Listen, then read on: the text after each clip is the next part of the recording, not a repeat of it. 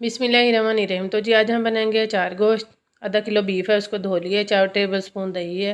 अचार गोश्त का ये वाला पैकेट है। 2 टेबल स्पून हम इसमें मसाला डालेंगे अचार गोश्त का।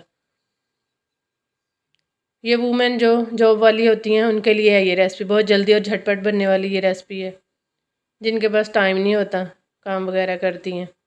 दही में हमने 2 टेबल स्पून मसाला मिक्स किया और बीफ डाल दिया। अब इसको रख देते हैं 10-15 मिनट के लिए।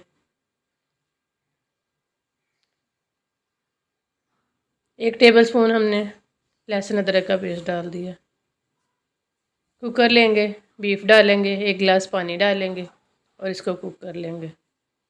गोश्त को हमने गलाना है, 15 मिनट लगेंगे हम गोश्त को गलाते हुए। 2 हमने बड़े टमाटर ले लिए हैं। 4 टेबल स्पून घी डाला है हमने। टमाटरों को अच्छे से सॉफ्ट करना है। यह है जी 1 टीस्पून वही वाला मसाला जो अचार गोश्त का मसाला था। 4 हमने सब्ज़ मिर्च ली हैं। मसाले में हमने 1 टेबल स्पून नींबू का रस डाला है, मिक्स किया है और अब इन मिर्चों को इस तरह से भर लेते हैं।